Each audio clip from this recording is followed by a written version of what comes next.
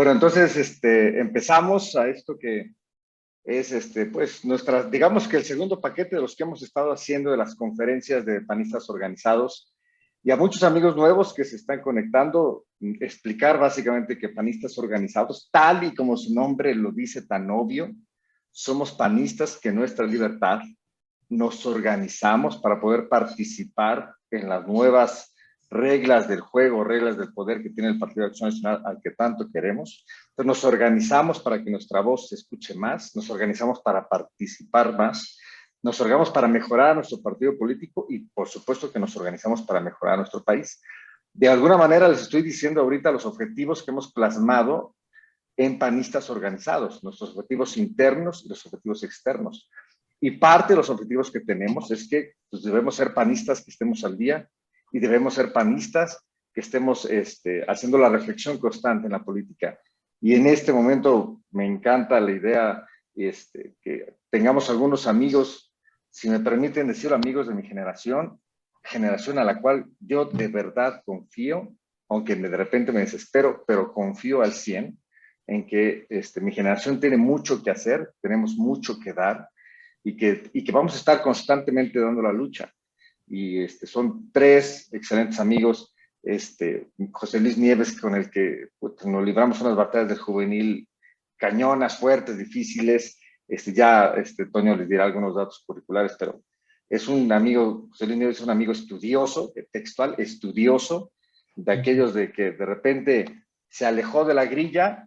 Digo, me refiero a la participación activa política para meterse en los libros, para meterse al trabajo de asesoría, para meterse al tema de las iniciativas, y yo lo felicito. Y hoy por hoy yo creo que es un amigo pues que tiene el tejimaneje de los números, de la numeralia, de lo que pasa en la ciudad, de lo que pasa en el país, y lo entiende súper bien. Y José Luis, muchas gracias porque nos estás acompañando con nosotros. De alguna manera te hacemos la invitación de que estés con nosotros en Panistas Organizados. Hace poco le dije, oye, ¿por qué no estás en Panistas Organizados? Y me dice, pues de que no me has dicho nada.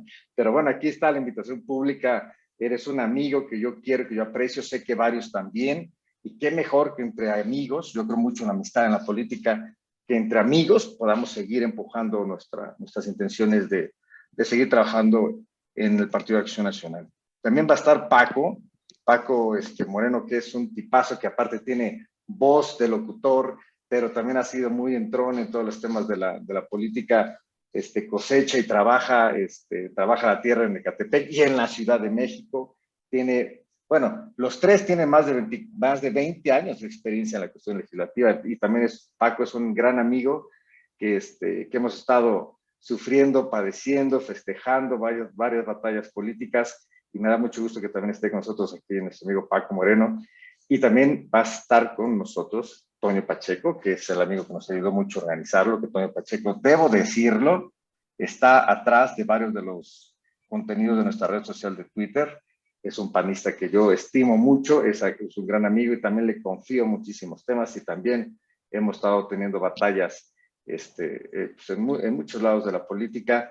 Ha sufrido como conmigo el tema de no, ya esto no sirve para nada, y al ratito andamos otra vez pegándole al tema del PAN, porque sabemos que ahí está nuestro corazón, sabemos que ahí está nuestro corazón, nuestro espíritu en el Partido de Acción Nacional. Y bueno, les quiero agradecer a los tres que nos vayan a compartir su experiencia legislativa. Y sí, y pues hay que contagiarla, porque tanta experiencia, tanta habilidad en la política, entender cómo habla el legislativo no es nada sencillo, y ellos tres sí saben cómo habla el legislativo. Entonces, mi querido Toño, adelante, venga. Muchas gracias, Jacobo. Buenas noches a todos, bienvenidos.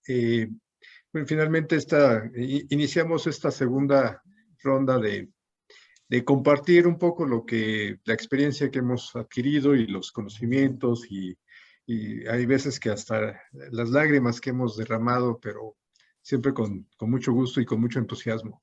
En primer lugar, quiero presentar a José Luis Nieves, bueno, que es precisamente uno de los amigos de ese juvenil que todavía nos mantenemos a flote, todavía juvenil, si lo pueden ver. Algunos ya no tanto, pero él sigue siendo un chamaco, y que además es candidato doctor, maestro en en Derecho, con especialidad en Derecho Constitucional. Y bueno, pues qué decir de su experiencia en el legislativo, puesto que ha estado colaborando antes en la administración pública a nivel local y federal, pero prácticamente desde el 2003 conoce el teje y maneje y la historia que ha pasado el Congreso de la Ciudad de México, la Asamblea de Representantes, en la Cámara de Diputados. Entonces, bueno, realmente tiene una connotación muy clara y muy puntual del tema del que hoy vamos a abordar. También quiero comentar con ustedes que me honra compartir el micrófono con Paco Moreno, que es también un amigo de muchos años y que se ha conocido también desde hace más de 27 años, bueno, 27 años, las tripas del Grupo Parlamentario de Acción Nacional, y que definitivamente ha experimentado para bien y también algunas veces para mal esas decisiones que luego vamos a ver aquí reflejadas en algunos datos estadísticos que me permitiré compartir. Él es comunicólogo, bueno, realmente, ¿qué no es Paco? Catedrático, comunicador, maestro e investigador en áreas de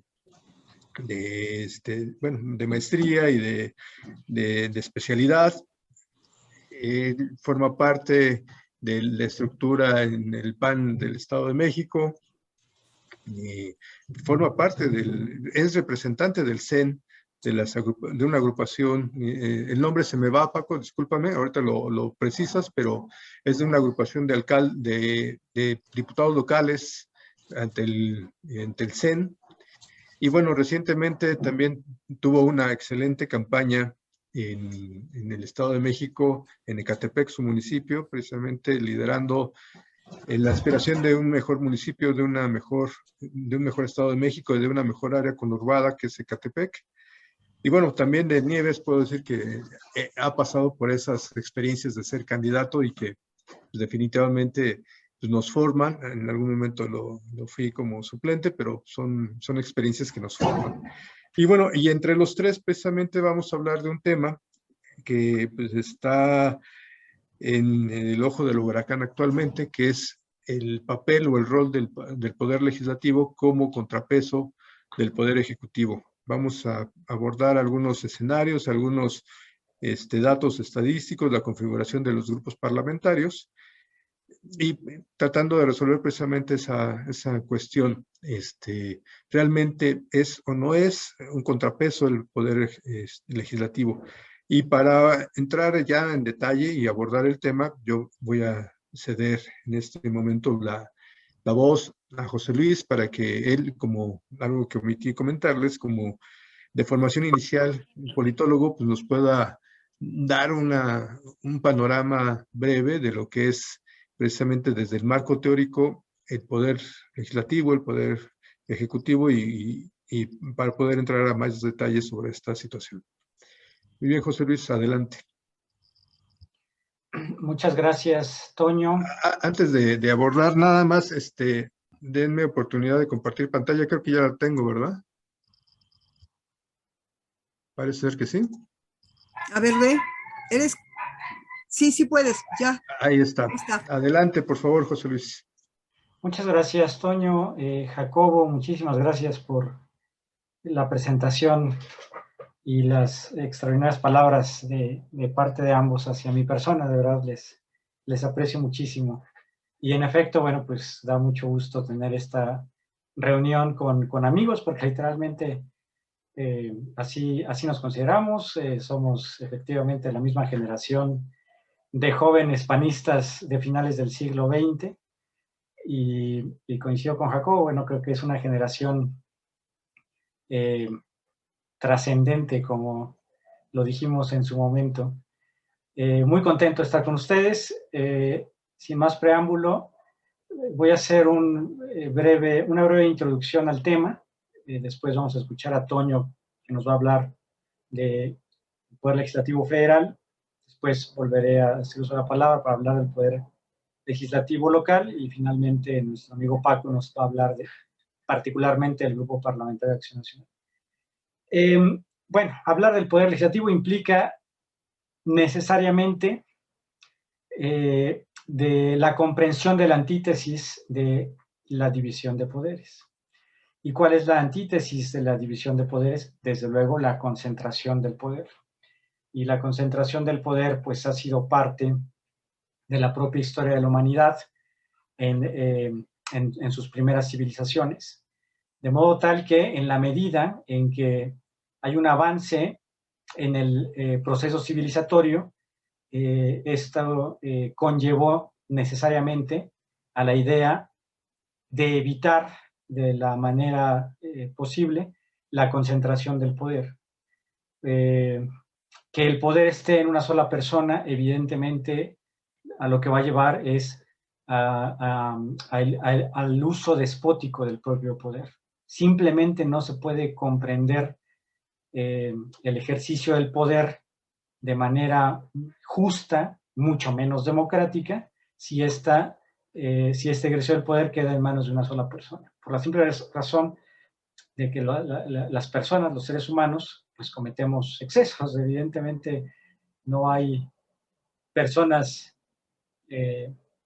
humanas absolutamente bondadosas, y ello implica necesariamente la necesidad de que existan pesos y contrapesos. Cabe hacer mención que originalmente la idea de la división de poderes no surgió en un inicio como la idea precisamente de pesos y contrapesos. En todo caso, en la Inglaterra del siglo XIII, más bien tuvo que ver con una cuestión económica, ¿no? El rey requería de dinero para el financiamiento de sus campañas militares, y los dueños del dinero, particularmente los señores feudales, empezaron a ponerle algunos candados, ¿no? a los requerimientos de dinero que les hacía el monarca. Y de esta manera, pues, surge paulatinamente, desde luego no fue de un día para otro, fue a lo largo incluso de siglos, la idea de un parlamento, que, reitero, originalmente su idea era establecer los impuestos que se cobraban para el financiamiento de las campañas militares y, por supuesto, de la propia subsistencia de la monarquía. Y posteriormente, y es ahí cuando, sobre todo hacia el siglo XVI y siglo XVII también en Inglaterra, bueno, hay también algunos precedentes en Suiza hacia el siglo XIV, poco a poco se va conformando un parlamento que ya no nada más se encarga de establecer impuestos, las tasas impositivas, sino también establecer las normas que van a regular el ámbito de lo público y que van a poner límites al ejercicio del monarca. Reitero, se trata de un proceso que no fue de un día para otro, se desarrolló a lo largo de siglos y finalmente se consolidó a partir de la idea o del conjunto de ideas que se agrupan en torno a la filosofía de la Ilustración, siglo XVI y siglo XVII, siglo XVII y siglo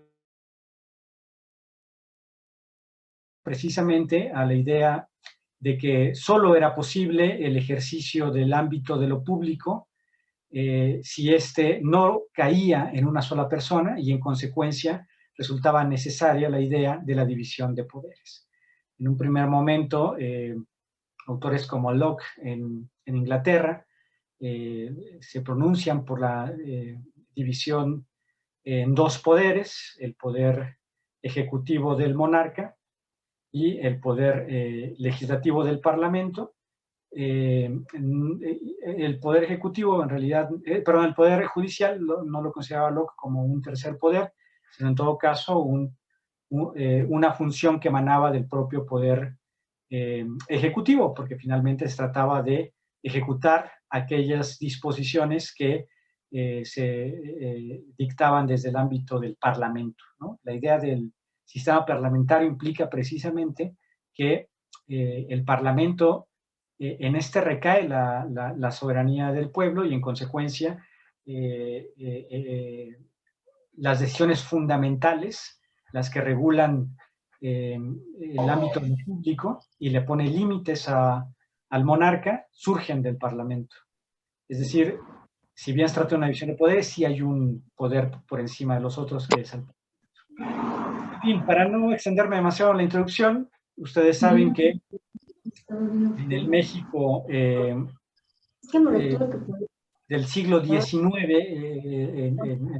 digamos, el Nobel México del siglo XIX, se conforma, la primera constitución del 24 retoma fundamentalmente ideas sustentadas en la filosofía de la Ilustración, que a su vez importamos, por un lado, de la Constitución norteamericana de 1876, y por el otro lado de la Constitución gaditana, la Constitución de Cádiz de 1812. Ambas, reitero, tienen las ideas plasmadas en la filosofía de la Ilustración y sustentadas en la idea de la división de poderes. Desde luego, como ustedes bien saben, el siglo XIX en México fue un siglo muy convulso, no tuvimos de facto una verdadera división de poderes. De hecho, en más de una ocasión hubo una desaparición de los poderes. La Constitución del 57 desapareció una de las dos cámaras, la Cámara de Senadores. No fue sino hasta 1874 cuando se reanuda el trabajo en la existencia de la Cámara de Senadores. Y bueno, finalmente el siglo XX, que sabemos no fue más que el fortalecimiento del presidencialismo mexicano y que sometió a el poder legislativo y el poder judicial en las decisiones que se tomaban desde el poder ejecutivo. No quisiera extenderme más, yo lo dejaría aquí para que podamos escuchar a nuestro amigo Toño Pacheco, que nos va a hablar de el poder, la relación ejecutivo-legislativo, particularmente hacia finales del siglo XX y principios del siglo XXI, que desde luego implicó un momento sustantivo en el sistema político mexicano y en la propia conformación del régimen político mexicano. Así que, adelante, amigo Toño.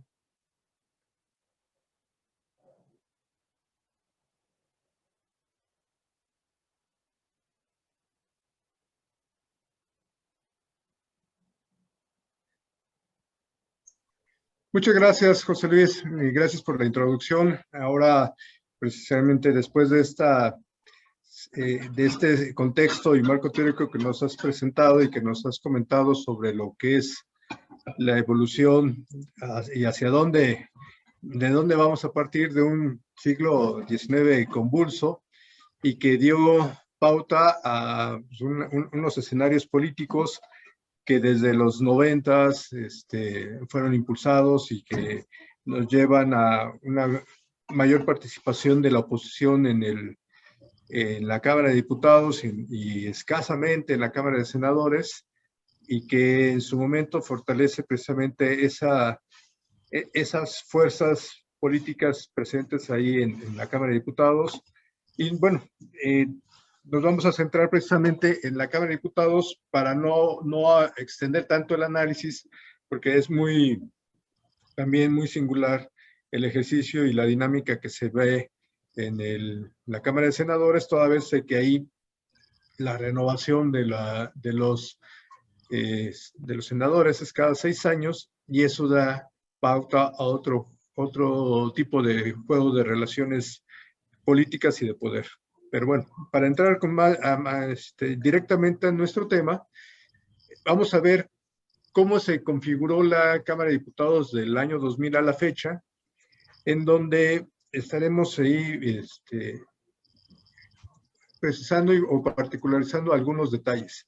Como ustedes pueden ver aquí, el análisis se centra en la legislatura 58, que es precisamente cuando se da la alternancia, la primera alternancia en la presidencia de la República, en el Poder Ejecutivo, y se da una nueva configuración en el Poder Legislativo, en específico la Cámara de Diputados.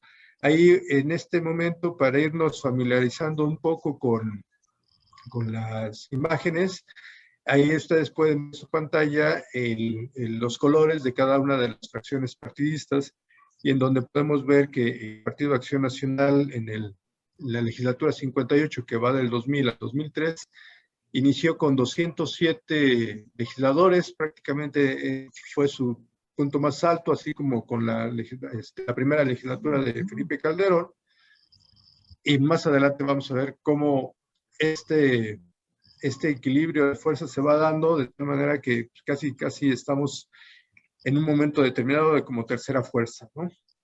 Ahí ustedes pueden ver también la emergencia de lo que es el partido en el poder, una emergencia que fue dada precisamente por una serie de rompimientos y coyunturas al interior, y que se gesta prácticamente desde el 2009, 2006, 2009, y que se ve con mayor claridad una especie de rompimiento en la legislatura 62, para que en la configuración de la 63 ya tengamos ahí otra fuerza política representada. Y aquí abajo, pues bueno, pueden ver precisamente los espacios que se les dio a una chiquillada a partidos políticos que en su momento fueron bisagra y que fueron determinantes en esta configuración y en esta ausencia de equilibrios, o en este ejercicio de contrapesos que jugaron contra el Poder Ejecutivo. Estos números, ustedes pueden verlos aquí en esta gráfica, en donde pues ven más o menos cómo se fueron dando pues, los ascensos y descensos de las fuerzas políticas presentes en la Cámara de Diputados. Ustedes pueden ver aquí un punto muy alto. Esta línea roja que ustedes ven aquí es la representación política del grupo del Partido Revolucionario Institucional. La línea azul, tristemente, es el Partido Acción Nacional. Esta amarilla, el PRD. Y bueno, este crecimiento significativo es de Morena. Estas dos líneas son lo que está ahorita, y es lo que está precisamente buscando este grupo político, jugar con estas dos líneas. Por un lado tenemos la mayoría absoluta, que es la mitad más uno, y la mayoría calificada, que son los 334 diputados presentes para hacer los cambios constitucionales que establece la Constitución y las normas reglamentarias internas. Como ven, en muy pocas ocasiones las fuerzas políticas han podido estar cerca de la mayoría simple, que es la mitad más uno, perdón, había comentado la absoluta. Y en la pasada legislatura, pues sin problema, el grupo político la rebasó. ¿Cómo llegaron el Poder Ejecutivo precisamente a ocupar esos cargos, ¿no? Aquí en este primer corte ustedes pueden observar la presidencia de Vicente Fox Quesada y de Felipe Calderón Hinojosa, y esas gamas de color, cómo es que llegan precisamente al ejercicio de poder y cómo se configuran hacia el interior en la Cámara de Diputados. Aquí en este momento, en un primer ejercicio en la legislatura que dio inicio a la alternancia, la agrupación de Alianza por el Cambio, conformada por el PAN y por el Partido Verde Ecologista de México, alcanzó 223 diputados, no lo suficiente para la mayoría simple, la mitad más uno, los 251 legisladores, y mucho menos para la mayoría calificada, que son los 334 diputados presentes, pensando que estuvieran los 500 en el momento de la votación. Mientras tanto que el PRI tuvo 211 diputados, y en su momento una alianza de izquierda muy minimizada en su momento, conformada por el PRD, PT, Convergencia, el Partido Social Nacionalista y no recuerdo cuál es, pero ahorita se los identifico de nuevo. apenas alcanzó 66 diputados. Prácticamente la alianza PAN Verde Ecologista tuvo una corta duración en el primer trienio, sin haber tenido la posición que esperaban en el Ejecutivo. Se da un rompimiento que se hace más manifiesto en la siguiente legislatura, una legislatura conformada precisamente por una alianza del PRI y Verde Ecologista, en donde pues, ese efecto o ese bono democrático que tuvo Fox y su desempeño fue resultante en una composición de 151 legisladores para Acción Nacional y el crecimiento de casi al doble de su configuración inicial de esas agrupaciones de izquierda.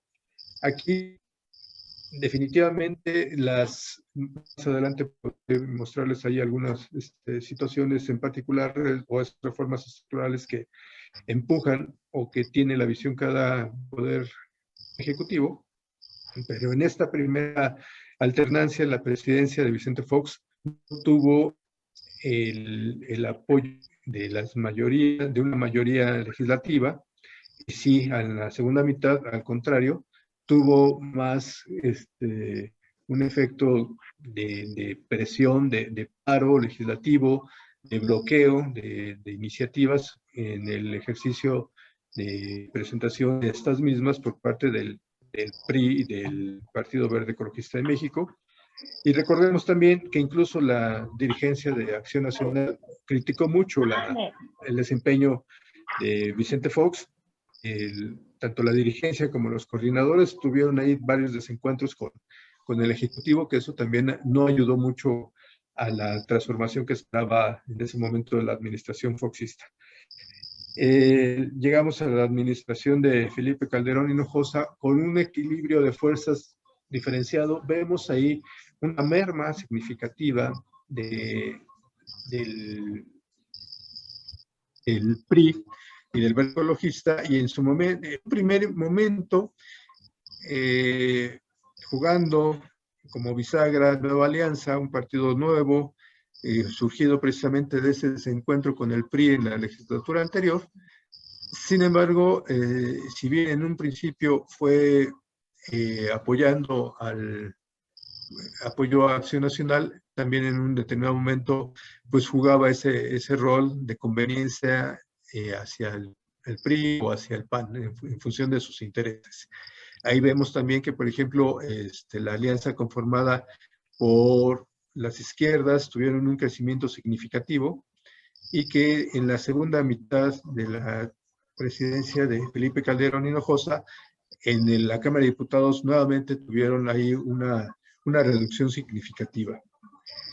Estas administraciones, dentro de los temas de la presentación que nos ocupa, podemos ver que efectivamente no tienen el papel preponderante o el apoyo significativo de su grupo legislativo, y sí, en los segundos tercios de cada administración podemos ver que la oposición a estas administraciones fue significativa, y eso tuvo mucho que ver o tuvo significativos impactos en lo que es el logro de las reformas legales y reformas constitucionales que empujaban.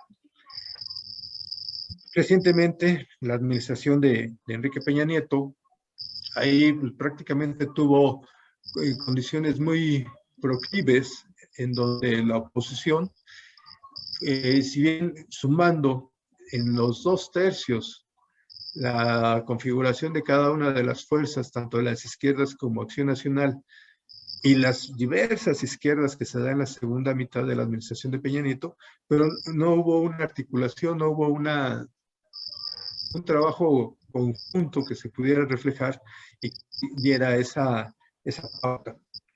Por el contrario, incluso recordarán ustedes que inicia la administración de Enrique Peña Nieto con una alianza entre el PRI, el PAN y el PRD, con la llamada Alianza por México. Una alianza que empujó diversas reformas estructurales, que son las que precisamente en la administración siguiente son las que han sido modificadas, reducidas o incluso canceladas. En este caso vemos que el Compromiso por México, conformado por el PRI, Verde Ecologista y Nueva Alianza, tuvo 251 legisladores, lo suficiente para aprobar por mayoría simple las reformas legales que empujaba el Ejecutivo, y que pocas veces tuvo la oposición. Casi todas fueron aprobadas, incluyendo también con el aval de Acción Nacional y con la creciente oposición del PRD, del Movimiento Ciudadano, del PT. La segunda mitad, ahí hubo una fragmentación en las izquierdas. Ahí vemos que se configura nuevamente una alianza entre el PRI, el Partido Verde Ecologista de México y Nueva Alianza, y un PAN pues cada vez más disminuido, una configuración, una alianza ahí entre el PRD y un PT participante, y cada vez más notoria una separación en esas tribus que en su momento llegaron a ser a 135 y que van configurando la aparición de Morena, recordando que en la primera mitad de la administración de Enrique Peña Nieto, ya se conforma una fracción separada, no oficial, llamada Morena, pero que se formaliza en la siguiente legislatura. Y bueno, ya ahora entrando en los últimos momentos más recientes, la configuración de la 64ª y 65ª legislatura, vemos cómo han cambiado las fuerzas. Si ustedes recuerdan, voy a regresar a la anterior. En la administración de Vicente Fox, las izquierdas eran muy disminuidas, como han ido creciendo, de tal manera que esta nueva configuración política en la Cámara de Diputados no hay ningún contrapeso. La oposición no hay contrapesos posibles y visibles, no los hay. Y aquí vemos también que hay un timing que les falló a la administración actual, porque en su momento, con base en negociaciones en la pasada legislatura, pudieron haber hecho los cambios que quieren hacer actualmente y que están ahorita en el ojo del huracán, como es la reforma energética, y que no les alcanza.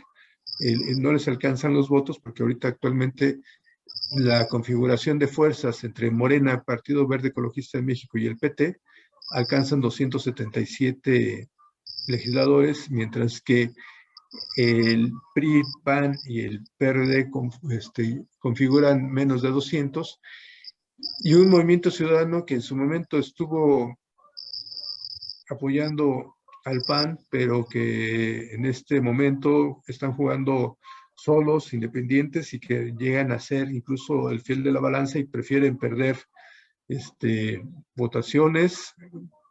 Es un poco como el PAN de los 80s, pierden votaciones pero ganan el debate, ¿no? ¿Qué está pasando actualmente? Para que esa aprobación del Poder Ejecutivo se dé, pues con estas configuraciones de las fuerzas políticas presentes en el Congreso, en la Cámara de Diputados en específico, se necesitan hacer alianzas. O sea, definitivamente esos contrapesos pues, no son muy notorios, no se dan. En la administración, en la primera mitad de la administración de Fox, de las 63 iniciativas presentadas por el Ejecutivo, pasaron 57. En la segunda mitad vemos que de las 49 que presentó Vicente Fox Quesada, solamente pasaron 37.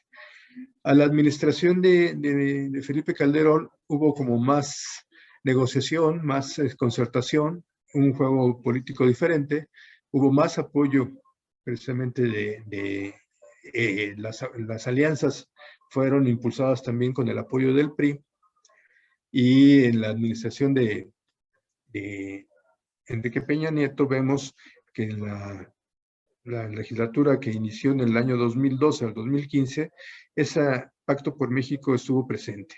Las iniciativas que presentó Enrique Peña Nieto fueron 52, aprobaron prácticamente casi en su totalidad, empujadas por ese Pacto por México conformado por el PRD, el PAN y el PRI. Y ahora en la segunda administración de Peña Nieto, pues fueron menores. ¿Y qué decir de esta administración donde tiene una total mayoría de sus grupos políticos que lo apoyan, tanto de Morena como de los aliados, y que configuran precisamente estas, casi la totalidad de las iniciativas? La única diferencia aquí que existe es que la iniciativa presentada por el Ejecutivo, la número 29, es la que está próximamente a discutir, que es la reforma energética. Como ustedes pueden ver aquí en estas gráficas, la configuración de fuerzas en la Cámara de Diputados no representa un contrapeso. Lo representó en su momento para Vicente Fox, lo representó en su momento para Felipe Calderón, pero no hubo tal contrapeso en la administración de Enrique Peña Nieto, y hasta el momento no la ha habido en la administración de Andrés Manuel. Lo que sí hay es una serie de negociaciones para empujar las reformas constitucionales. Es así, definitivamente, como recordarán, esta barrita azul de aquí arriba, la barra mágica de 334 legisladores, no la han tenido, y pues necesitan negociar para poder alcanzar esas metas. Aquí podemos ver claramente esas reformas constitucionales que empujaron cada uno de las administraciones, en donde a Vicente Fox sí le aprobaron una, pero en el segundo trienio presentó 4 y no fue aprobada ninguna. Recuerdan que ahí el Grupo Parlamentario de Acción Nacional cayó considerablemente y creció la oposición, en este caso conformada por el PRI y el Verde Ecologista. Es por eso que en estas negociaciones, como ustedes pueden ver, cruzando la gráfica anterior con esto, pueden ver que pues no hubo apoyo legislativo para el Poder Ejecutivo, y en ese sentido sí configuró para la administración de Fox, la Cámara de Diputados, un contrapeso, un bloque que definitivamente también se notó aquí en el segundo trienio de la administración de Felipe Calderón. Para la administración de Peña Nieto, bueno, la segunda mitad de la administración de Felipe Calderón definitivamente no presentó ninguna, porque veía que pues, no le alcanzaban los números.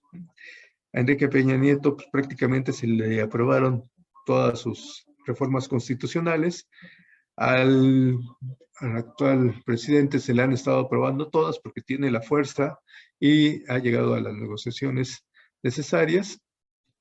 E independientemente de las presentadas por el Poder Ejecutivo, en la Cámara de Diputados, esas son las reformas que se han estado aprobando, independientemente de los dictámenes. Esto es lo que se ha aprobado en el Pleno y que en su momento han sido turnadas a la Cámara de Senadores, a los congresos locales, en el proceso legislativo que corresponde a una aprobación constitucional, y prácticamente muchas de ellas, en su mayoría, han sido publicadas en el Diario Oficial. Ya entrando, ya casi para cerrar mi intervención, esas famosas reformas estructurales que han mencionado y que han querido dar la pauta a los desarrollos que vienen puestos en sus programas de gobierno, es que, por ejemplo, a Vicente Fox Quesada podemos darle la atribución o la autoría a su gobierno de que tengamos una mayor transparencia en el ejercicio de gobierno. Como creador de instituciones podemos mencionar al IFAI, ahora INAI. A él se le debe, se le reconoce que en su administración la educación preescolar forma parte de la educación básica obligatoria. Con él se da el inicio a un programa de escuelas de calidad que después, la administración siguiente de Calderón, se transforma en las escuelas de tiempo completo, y que es uno de los programas insignia y con mayor resultados reconocidos internacionalmente, y que esta administración está eliminando. Ahí la administración de Vicente Fox, al contrario de lo que puedan decir algunas otras fuerzas políticas, es el inicio del Seguro Popular con la creación del Sistema de Protección Social en Salud en el 2004, y también pues, le toca una administración compulsa. Recordemos que tuvimos ahí al inicio de la administración de Zedillo, pues el conflicto zapatista. 6 años pasaron para que se lograran ciertos avances legales y que dieran pauta para la creación y promulgación de una ley sobre derechos y culturas indígenas, y reformas constitucionales para darle reconocimiento a estos pueblos originarios, pero que definitivamente las presiones, las discusiones, no dieron precisamente el resultado que querían esos pueblos indígenas y sus representantes, inclusive el Ejército Zapatista de Liberación Nacional, y que pues dan pauta a una reforma y a una ley descafeinada, totalmente descafeinada. Y bueno, de lo que se empujó y no pasó fue la Ley Federal de Radio y Televisión, o llamada la Ley Televisa, que en la práctica fue anulada por la Suprema Corte de Justicia de la Nación, contrario a lo que sucedió recientemente con esta ley de la industria eléctrica, que fue tema de la situación que vivimos la semana pasada en los que les damos seguimiento a las coyunturas políticas. Y bueno, también en sus momentos impulsó la regulación de relaciones laborales, modernización de la función pública, y con él se dio el inicio a esas reformas que pretendían mejorar y dotarle de mayor producción y de inyección de capital privado a la industria energética, particularmente a Pemex y a la CFE, pero que todas fueron bloqueadas por el bloque opositor y por el bloque priista, y que después fueron retomadas e impulsadas precisamente por Enrique Peña Nieto, ¿no? Entonces, por eso es que están aquí en rojo. Con Felipe Calderón se da la transformación y esa mayor dotación de recursos al Seguro Popular, cercano al 3% del PIB. Se transforma y fortalece la educación pública con lo que yo les comentaba, con la creación del programa de escuelas de tiempo completo. Impulsó diversas reformas, entre ellas la fiscal, la energética, en donde se crean las instituciones que esta administración está precisamente queriendo acabar: la Comisión Reguladora de Energía, la de Hidrocarburos. Y bueno, en su momento algo muy aplaudido y después echado para atrás nuevamente en esta administración es la reforma laboral, en donde se permitió esa contratación de personal por parte de terceros, que también conocemos como outsourcing. Esto es en la administración de Calderón, digamos a grandes rasgos. Me voy a regresar un momento. Recuerden, aquí Enrique Peña Nieto, con el Pacto por México, con el apoyo del PAN, del PRD, impulsó muchas transformaciones, tuvo una Cámara de Diputados y un Senado más favorable, y es por eso que pues con Peña Nieto se da una reforma energética. La reforma de Calderón le dota de mayor atribuciones a las instituciones creadas por la administración anterior. Se recordarán ustedes la apertura a mayores esquemas de competencia. Se busca una reforma hacendaria que capte más, más tributaria, eliminando regímenes especiales, y se da una reforma laboral también que dota de mayor flexibilidad a lo que ya había empujado Felipe Calderón Hinojosa en la anterior. En lo educativo, pues ahora sí que se le Se crean instituciones como el INEM, encargada precisamente de la evaluación docente para que los esquemas y mecanismos de ingreso, promoción y remoción de los docentes tuvieran bases sólidas de evaluación, donde se pretendía o se buscaba que estuvieran los mejores maestros frente al grupo. Hay una reforma ahí en el Código Nacional de Procedimientos Penales, en donde pues, se procura una justicia más expedita, con las salas de juicio oral. En materia de político electoral, pues ayer se vio un ejercicio resultante de esa reforma electoral que se da en la administración de Peña Nieto, que fue precisamente pasada por el tamiz de los partidos políticos presentes en la Cámara de Diputados, en donde pues, se le da una mayor participación a la ciudadanía con estas candidaturas independientes, la iniciativa ciudadana, las iniciativas preferentes, un mecanismo más ágil para la discusión y aprobación o dictamen negativo de las mismas, y la consulta popular, que fue vista ahora como uno de los grandes fracasos de esta administración, como lo vimos el día de ayer. Y bueno, se le dotaron de mayor autonomía constitucional al IFAI, creándose precisamente este INAI. Bueno, hay más competencia y responsabilidad de rendición de cuentas para los entes públicos. Entran ahí precisamente ya los sindicatos, que eran una de las figuras no obligadas en el inicio, en la administración de Vicente Fox, y que definitivamente ya entran al momento como parte de los esquemas de rendición de cuentas. Andrés Manuel, a pesar de tener una gran mayoría en estas dos legislaturas, 64 y 65, pues como que le ha faltado o le faltó el timing, y que pues, definitivamente ahora con la reforma energética, pues creo que pues no va a tener cauce. El día de mañana se iba a discutir y ya la aplazaron para el domingo, o sea, no les da los números.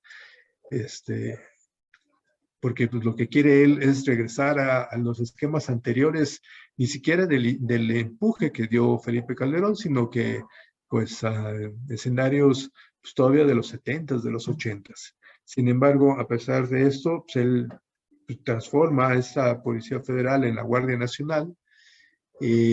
Los programas sociales que ya iniciaron, como el Seguro Popular, y con los apoyos a las personas adultas mayores con Felipe Calderón, él se los adjudica y se los apropia y los sube a rango constitucional.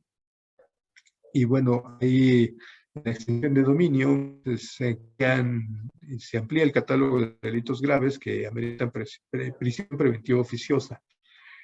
En general, esto es a lo que hemos llegado. En estos 22 años llegamos, que sigue precisamente. La pregunta está en el aire, el volado está en el aire, la configuración de las fuerzas políticas tienen un papel significativo, puesto que, pues como verán, no le da, en este segundo trienio no le alcanza, si bien puede aprobar presupuestos sin problema, y diversas leyes secundarias, con las reformas constitucionales que él pretende, no le dan.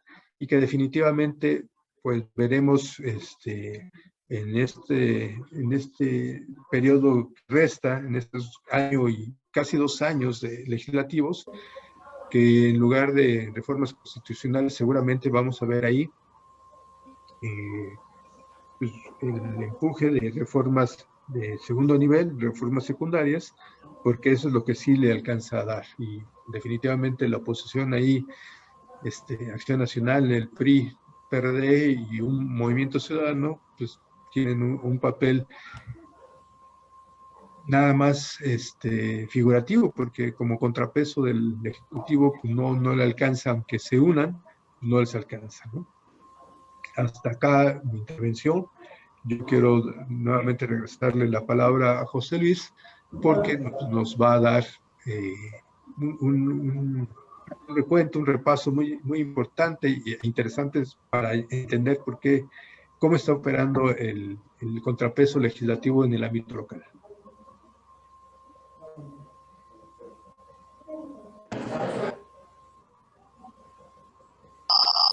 Adelante, José Luis.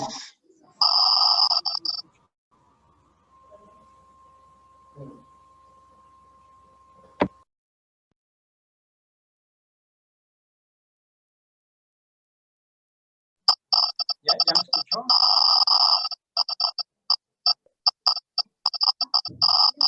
No te escuchamos bien, José Luis. Ya está activado mi audio. Se oye con un poco de ruido, José Luis. Bueno, voy a tratar de hablar un poco más fuerte.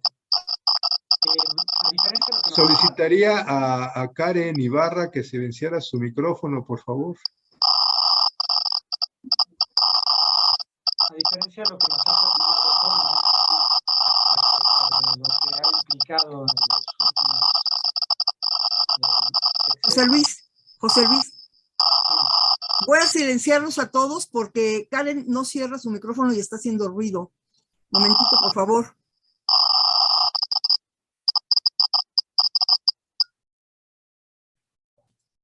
Ahora te voy a activar otra vez. Perdona, pero es que había un ruido muy fuerte.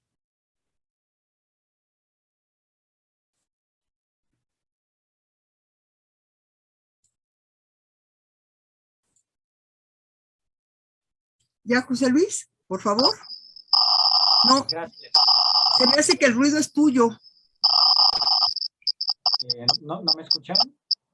Es que tienes un ruido muy fuerte. Híjole. Yo no escucho. Bueno, a diferencia de lo que nos platicaba nuestro amigo Toño Pacheco en el ámbito lo local, Ciudad de México, la historia es completamente distinta y lamentablemente no es para bien, sino para mal. Fundamentalmente porque son muy pocos los momentos en la historia de, bueno, para empezar, es muy joven el, entre comillas, parlamento local de la Ciudad de México, y de esos pocos años de existencia son muy pocos los momentos en que ha habido una diferencia entre el partido que tiene la mayoría en el parlamento local y el ejecutivo local. Pero antes de entrar a los números, me llama la atención y quise ponérselos en una lámina que le voy a pedir a nuestro amigo Toño que nos la pueda mostrar.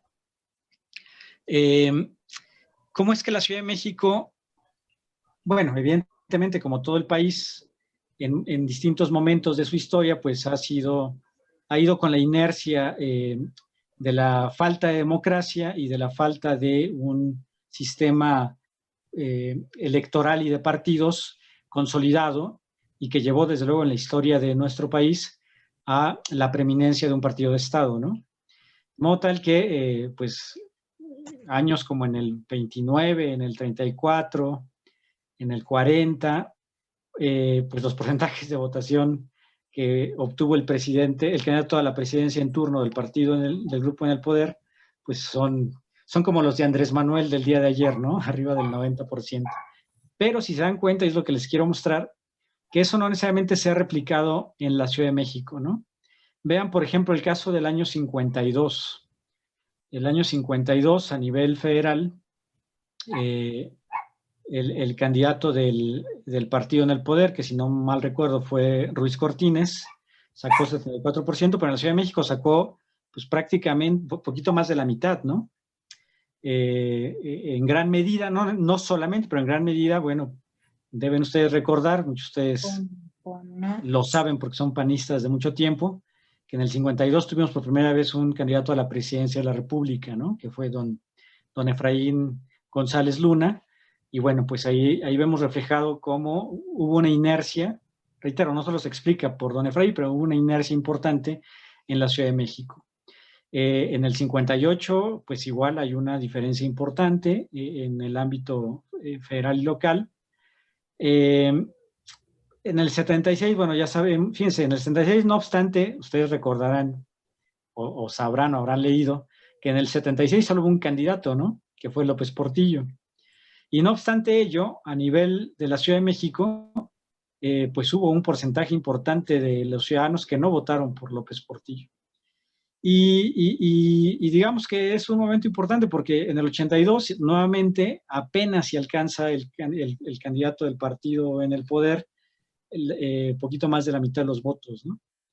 Y bueno, evidentemente el parteaguas, bueno, aquí no está el dato porque no existía el Congreso local, pero en el 85 el partido en el poder de igual manera no tuvo la mayoría de la votación, y en el 88, bueno, ya sabemos muchos la historia, evidentemente un momento sustantivo de la democracia mexicana, pero vean nada más el caso de la Ciudad de México, ¿no? El partido en el poder, Carlos Salinas, porque esa es la votación para presidente de la República, Carlos Salinas sacó 27% de la votación en la Ciudad de México. No obstante, bueno, la elección de Estado que se vivió en México, ¿no?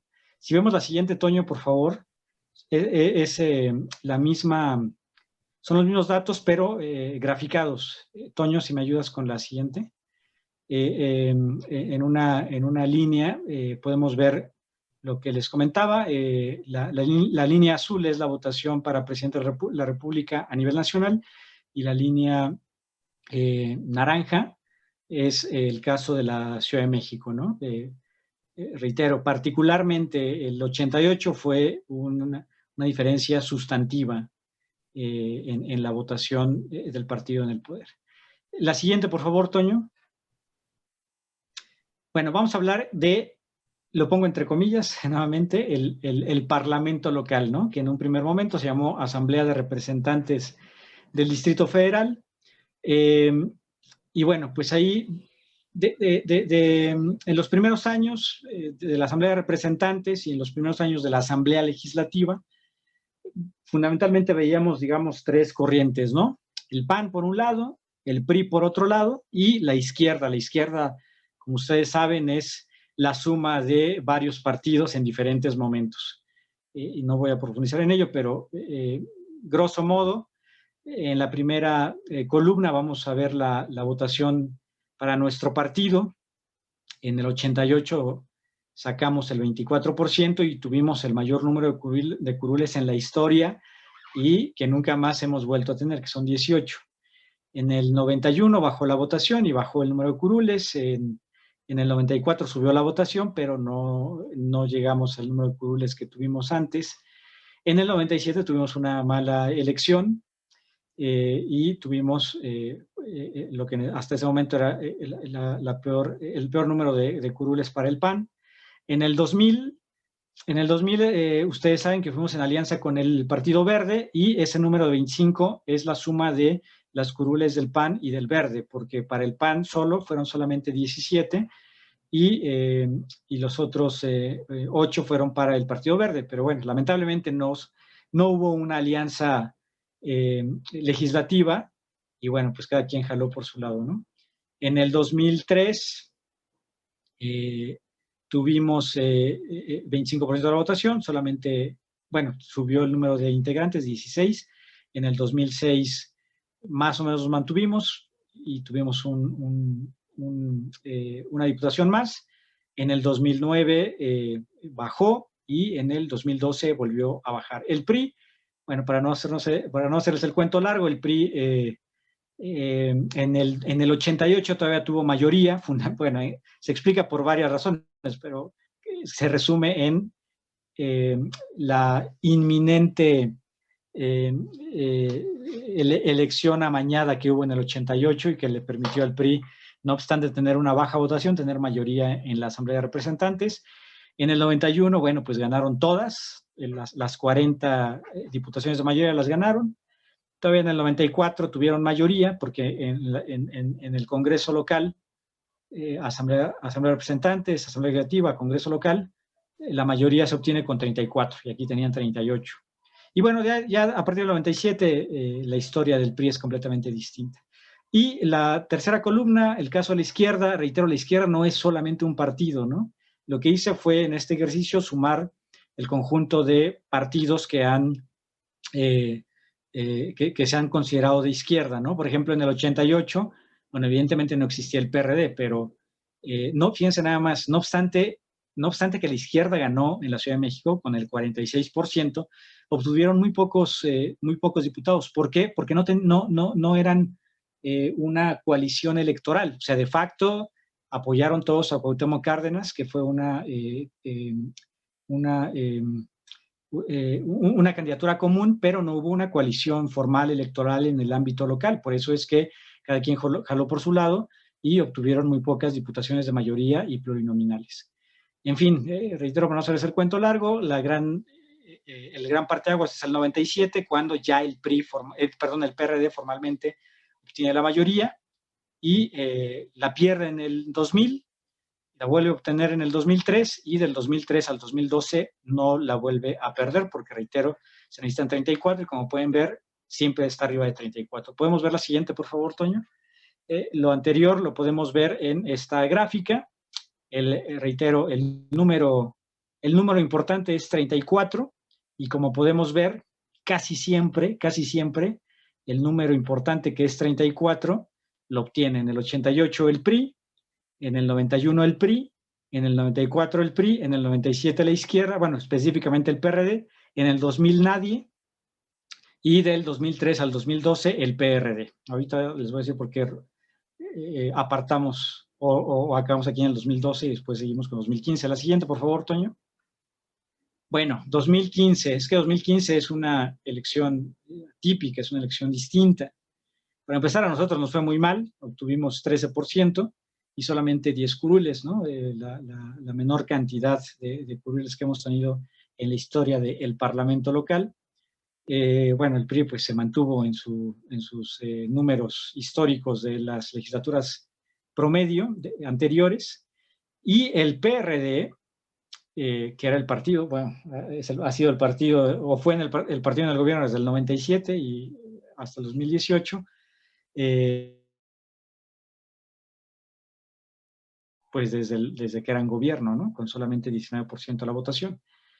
El Verde, bueno, pues se mantuvo más o menos en su promedio, el PT igual, Movimiento Ciudadano pues le fue relativamente bien, el PANAL obtuvo 1, y Morena, que por primera vez en la historia participaba en una elección a nivel nacional, y en el caso de la Ciudad de México, bueno, pues en su primera elección ganaron fue el partido más votado, ¿no? ¿Esto a qué llevó? Pues llevó a que en 2015 ningún partido tuviera mayoría por sí mismo, ¿no?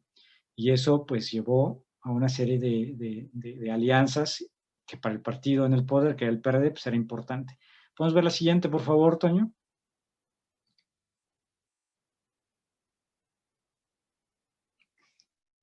Toño, ¿podemos ver la siguiente?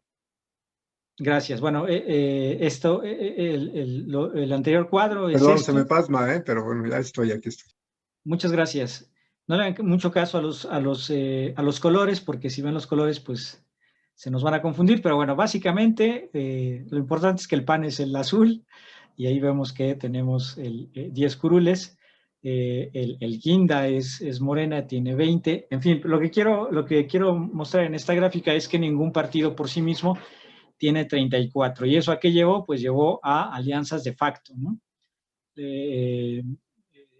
Alianzas de facto dentro del Congreso de la Ciudad de México, que eran importantes para el partido en el poder, que era el PRD. Entonces, después de que fuimos oposición histórica con el PRI, y después de haber sido oposición histórica del partido en el poder en la Ciudad de México, que era el PRD, pues en 2015-2018, pues hubo una alianza de facto para evitar que el Morena, que era el partido más, por sí mismo más votado, pues tuviera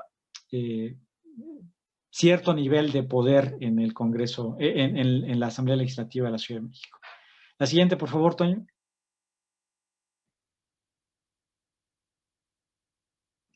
Gracias. Este es 2018. Ustedes saben que en 2016 hay una reforma constitucional federal, nacional, pues, de la Constitución Federal, que modificó la naturaleza jurídica de la Ciudad de México y que llevó a que en 2017 se promulgara, bueno, en 2016 se eligiera a la Asamblea Constituyente de la Ciudad de México, elección que también ganó Morena, aunque de igual manera no obtuvo mayoría, pero eso llevó a una influencia importante de Morena en la Asamblea Constituyente de la Ciudad de México. Entonces, en 2017 se publica la primera Constitución Política de la Ciudad de México y da pauta a que la Asamblea Legislativa del Distrito Federal se transforme en el Congreso de la Ciudad de México. Primera legislatura. Entonces, ¿qué pasó en el Congreso de la Ciudad de México? Primera legislatura.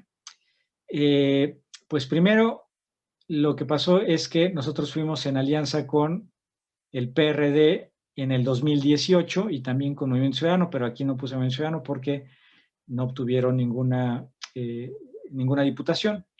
Entonces, la votación del PAN y el PRD sumó 28%, casi 29%, y eso nos llevó a obtener 11 curules, fue una más que la legislatura anterior, y el PRD, bueno, pues el PRD empezó con una de sus, inició la crisis en la que aún está, obtuvo 6 curules.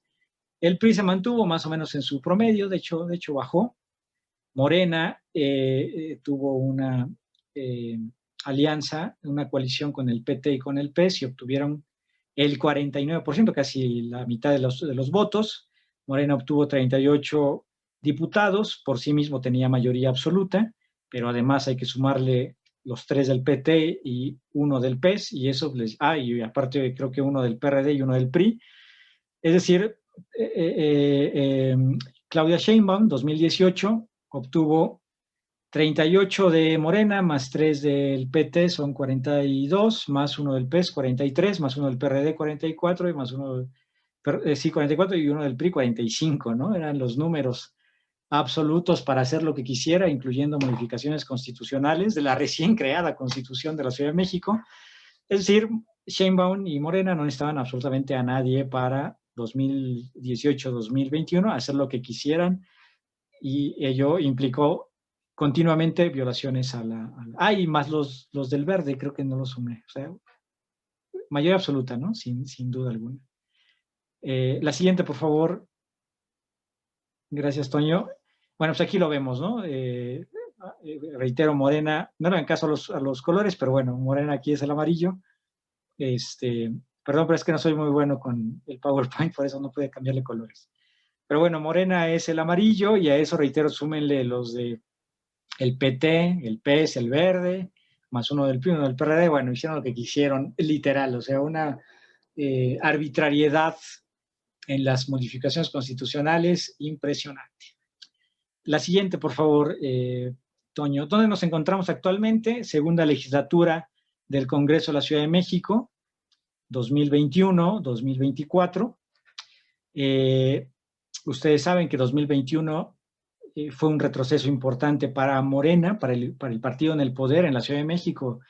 Increíblemente, bueno, no increíblemente, ¿no? Ustedes saben la historia porque todos son capitalinos, pero resultó histórico que el partido en el poder en la Ciudad de México, Morena, la primera vez que va a elecciones siendo partido en el poder, pues literalmente pierden la elección, ¿no? Y pierden la elección de modo tal que obtienen menos votos que la oposición. Sin contar a Movimiento Ciudadano, la alianza del partido en el poder, Morena, PT, Verde, obtiene 42.69, y la alianza opositora, PAN, PRI, PRD, obtienen 44.99. Y bueno, además de Movimiento Ciudadano, que como nos decía Toño, pues se mueven por su cuenta, ¿no? Y bueno, esto llevó a que el PAN obtuviera por sí mismo 17 curules, el PRI 9, el PRD 5, Morena bajó, con ese que tenía 38, bajó a 31, el PT 1, y el Verde 2, y además Movimiento Ciudadano 1. Pero como les decía, pues se necesitan 34 para tener mayoría absoluta. Morena más PT y Verde, pues obtuvieron esos 34. Pero además, una vez instalada la segunda legislatura, un diputado del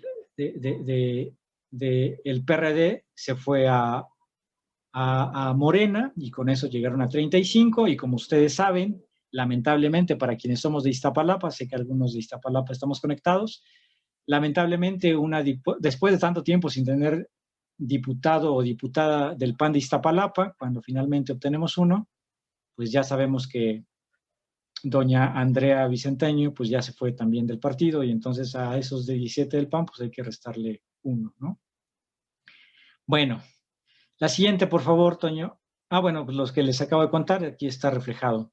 Entonces, formalmente, pues ningún partido por sí mismo tiene mayoría, pero sumando la alianza del partido en el poder con PT y Verde, más 1 del PRD, más 1 del PAN, pues ya tienen mayoría absoluta, pero no mayoría calificada. Por lo menos ya no pueden hacer reformas constitucionales como hicieron a su modo, ¿no? Lo que pasa es que en el caso, digo, todos sabemos que la agenda política nacional del Congreso Federal, pues evidentemente siempre se lleva todas las noticias, pero bueno, a veces si se le pone un poco de atención a lo que pasa en el Congreso local, híjole, cada cosa que vimos durante la primera legislatura, de verdad, se despacharon con la cuchara grande los de Morena, y al menos ahorita ya no pueden despacharse con la cuchara grande, al menos por lo que hace a reformas constitucionales y a las leyes constitucionales, que no quiero extenderme mucho, pero bueno, la figura de la ley constitucional, en el caso del Congreso de la Ciudad de México, es una figura jurídica interesante, porque es reitero, no quiero extenderme demasiado, pero es una extensión de la Constitución. Una ley constitucional es una extensión de la Constitución, por lo tanto tiene un nivel jerárquico igual al de la Constitución.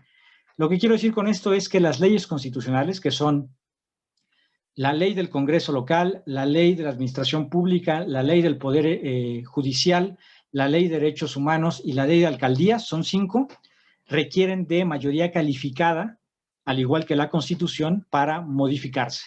Entonces, ese simple hecho implica que hoy en día Morena y sus aliados no puedan hacer modificaciones a la Constitución local y a las leyes constitucionales. Y bueno, ojalá y no tuvieran mayoría absoluta, pero es un avance que no tengan mayoría calificada para que hicieran todo lo que hicieron durante la legislatura pasada.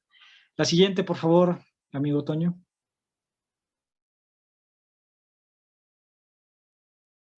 La Ciudad de México es una entidad opositora al partido del gobierno desde hace ya muchos años, ¿no? Es decir, no es reciente. Antes de que el PRD ganara en el 97, la Ciudad de México ya era opositora.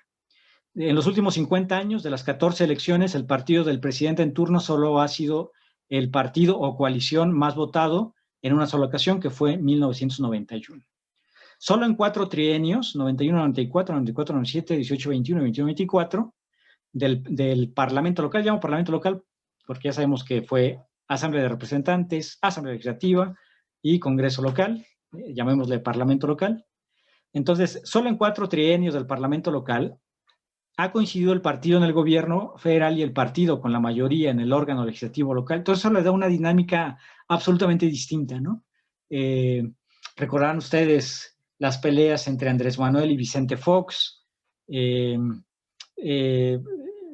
momento opositor entre Enrique Peña Nieto y Mancera, que lamentablemente Mancera no le gustaba mucho ser oposición y más bien se entendía muy bien con Peña Nieto, ¿no? Se acordarán ustedes de Marcelo, que de plano ni siquiera quería tomarse una foto con Felipe Calderón. En fin, hace una dinámica muy interesante el hecho de que generalmente no ha habido coincidencia entre el partido del presidente y el partido que tuviese mayoría en el Congreso de la Ciudad de México. Solamente los jefes del Departamento del Distrito Federal, es decir, los del 88 al 97, y Sheinbaum han sido del mismo partido que quien gobierna a nivel federal. Y esta situación limita su propia agenda de gobierno, pues están sometidos a la agenda del gobierno federal. Ejemplo claro, Claudia Sheinbaum. Claudia Sheinbaum no tiene una agenda local, es la agenda federal. Ya sabemos que lo que dice el presidente de la República a las 7 de la mañana lo replica Claudia Sheinbaum a las 10, no me acuerdo si es a las 10 o a las 11 de la mañana, ¿no? Es literalmente una repetidora, nuestra jefa de gobierno, de lo que dice el presidente de la República, que es exactamente lo que pasaba con los regentes, ¿no? Bueno, formalmente eran jefes del Departamento del Distrito Federal y popularmente conocidos como los regentes. Por eso es que nuestros diputados del PAN le dicen con franca realidad a la jefa de Sheinbaum la regenta, ¿no? Porque de facto se comporta exactamente igual que los jefes del departamento priistas del 88 al 97. La siguiente, por favor, Toño. Desde que se creó un parlamento local en la capital del país, en el 88, se han realizado 12 elecciones, en las que solamente en 3 ocasiones ningún partido ha obtenido la mayoría absoluta. En el 88, que ya comentamos, estoy hablando del resultado electoral, ¿no? Porque ya vimos que, no obstante lo mal que le fue al PRI en el 88, obtuvieron mayoría absoluta, por un lado, porque se trató de una elección sumamente amañada, y por el otro lado, por una regla electoral muy mal elaborada entonces. En el 2000, que ya vimos, ¿no? La primera vez bueno, cuando el PAN gana la presidencia y Andrés Manuel gana la jefatura de gobierno, pues eso lo que llevó fue a una asamblea legislativa sin un partido mayoritario. Y el 2015, ¿no? Que ya vimos que la llegada de Morena dividió a la izquierda, y el Morena fue el partido más votado, seguido del PRD, y bueno, ya más abajo el PAN y el PRI. Y esto le ha dado un gran poder político al jefe de gobierno, o sea, el hecho de que tenga, digamos, con estas salvedades, 88, 2000, 2015, el jefe de gobierno generalmente ha tenido muy buenas elecciones, y eso evidentemente le ha dado un gran poder político dentro del parlamento local. Entonces, un poco, digamos, contrastando lo que nos ha explicado Toño, lo que ha pasado en la dinámica local es que quien mueve los hilos del Congreso local, pues es el jefe de gobierno, ¿no? Difícilmente pasan cosas en el Congreso local si no es con la venia del jefe de gobierno. Esa, digamos, es la regla, es la dinámica, y con las excepciones quizá del año 2000 y del año 2015. Hoy en día, en este momento, 2021, 2024, ya vimos que no tienen mayoría calificada, pero sí tienen mayoría absoluta. Entonces eso los frena, pero finalmente siguen haciendo voluntad, ¿no? Y eso es lo que estamos viendo en la actual legislatura. Y finalmente, la reforma constitucional del 16, que modificó la naturaleza jurídica de la capital del país, ha dado un nuevo sentido a la mayoría calificada del Congreso local. ¿Por qué comento esto? Porque, miren, antes de esta reforma del 2016, es decir, antes de que pudiera existir el Congreso de la Ciudad de México, que fue 2018, era irrelevante, en el caso de la Ciudad de México, el concepto de mayoría calificada. Era irrelevante, porque finalmente la norma suprema de la Ciudad de México era el Estatuto de Gobierno. Y el Estatuto de Gobierno no se modificaba en el Congreso local, en la Asamblea Legislativa, se modificaba en el Congreso Federal. Entonces bastaba una mayoría absoluta en las 2 cámaras del Congreso Federal para determinar lo que pasaba con la Ciudad de México. Pero esto cambia con la reforma de 2016, que llevó a la Constitución Política del 2018, porque entonces ya lo comentábamos, tanto la Constitución la Constitución local más las leyes constitucionales requieren de mayoría calificada. Ya cobra sentido, ya tiene razón de ser el concepto de mayoría calificada en el Congreso de la Ciudad de México. Y además, bueno, pues ya el Congreso de la Ciudad de México también participa en el órgano reformador de la Constitución Federal. Eso antes no se veía, y a partir de 2018 las reformas constitucionales federales pues ya pasan también por la Ciudad de México. Lamentablemente, bueno, pues ahí sí se requiere solo mayoría absoluta, y de igual manera pues no se hace un gran debate. Pienso, por ejemplo, en 2 de las grandes reformas, la Guardia Nacional, bueno, la creación de la Guardia Nacional. Bueno, ahorita que está discutiendo la reforma energética, suponemos que no va a pasar, pero suponiendo que pasara, pues va a llegar al Congreso de la Ciudad de México, y como solo basta mayoría absoluta, pues Morena, el voto de Morena sería suficiente para que ambas reformas constitucionales pasaran en el Congreso de la Ciudad de México. Bueno, no quisiera extenderme más, reitero, es una dinámica distinta, pero se resume en que se trata de un parlamento local muy joven, data del 88, y que, grosso modo, la regla ha sido que ha habido una coincidencia entre el poder quien tiene el poder ejecutivo local y quien tiene mayoría en el Congreso local, y eso evidentemente pues ha contrastado mucho con lo que ha sido la historia del poder legislativo federal en lo que va de este siglo XXI. Les agradezco mucho estos minutos de su atención.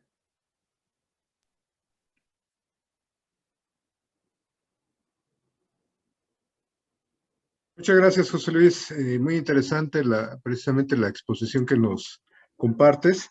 Y ahora vamos a darle la palabra a Paco Moreno. Les comentaba hace un momento en su presentación lo relevante de su intervención, porque es precisamente, él nos va a hacer una recapitulación de lo que pues, actualmente estamos viviendo en los congresos, tanto en el federal, en la Cámara de Diputados, como en el ahora Congreso local de la Ciudad de México. Sobre todo desde la óptica interesante del devenir que ha tenido y que ha pasado el grupo parlamentario de Acción Nacional, toda vez de que él ha sido uno de los que más ha vivido en sus tripas y que definitivamente nos va a presentar un esquema al cual tenemos que reflexionar profundamente y en su momento pues empujar la reflexión, empujar la transformación que debe de hacerse para hacer más eficiente el ejercicio de muchos, pocos, escasos o grandes legisladores, gran cantidad de legisladores, pero que definitivamente necesita el Partido Acción Nacional. Paco, por favor, ahora sí que sin más entro con tu esquema. Pues muy buenas noches, muchas gracias a panistas organizados por haberme hecho esta invitación. La verdad es que celebro mucho el que podamos platicar de estos temas. Y yo quiero ser muy puntual en mi participación.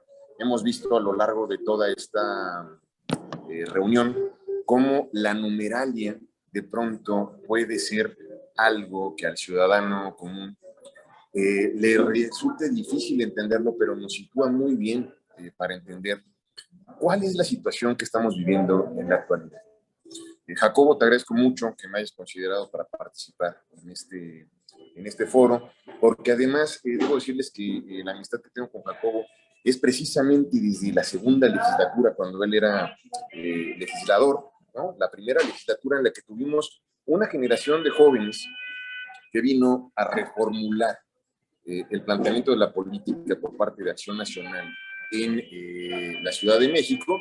Y bueno, con este esfuerzo se continúa aquel trabajo que se inició en esa época, en donde pues se rompieron esquemas, se rompieron las fórmulas que conocíamos, porque precisamente en esa segunda asamblea legislativa, en esa segunda legislatura, cambió la política de este país desde un Congreso local hacia lo federal.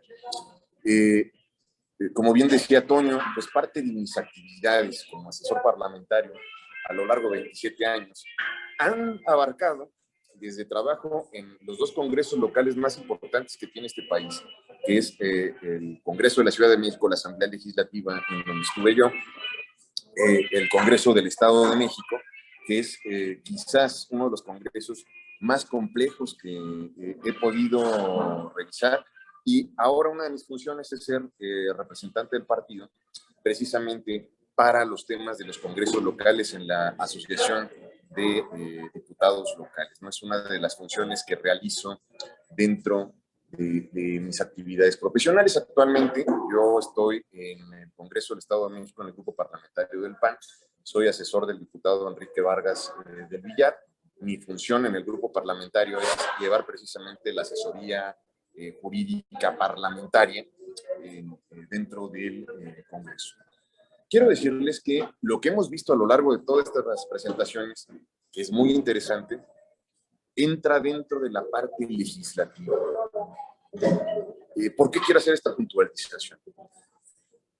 El Parlamento es una de las tradiciones y una de las características naturales del ser humano que permite precisamente llegar a acuerdos, a funcionar, a tener parlamento, a tener intercambio de ideas. Cuando uno llega a la Cámara de Diputados, lo primero que se encuentra es precisamente este precioso mural que está en la entrada de Chávez Morado, que tiene los símbolos del Parlamento, los principios, digamos, prehispánicos, ¿no? Que señalaban que la forma de poder acordar con el Tlatoani y con las autoridades era por medio del Parlamento. También cuando revisamos la historia del ser humano, vemos cómo poco a poco se van tomando diversos acuerdos, diversas situaciones que permiten ir tomando decisiones para ver hacia dónde va a caminar el grupo humano. Vienen algunas situaciones que permiten privilegiar los símbolos, ¿no? Lo vemos en la etapa del Renacimiento, donde jamás la humanidad ha tenido una proyección más clara, más cuestionadora de la realidad en la que vivía, en donde se presentaron más propuestas, ¿no? El tema de la pintura, la escultura, la política, es donde realmente podemos ver cómo el pensamiento tiene este crecimiento de manera ilimitada y dónde se privilegia principalmente la vista como sentido principal.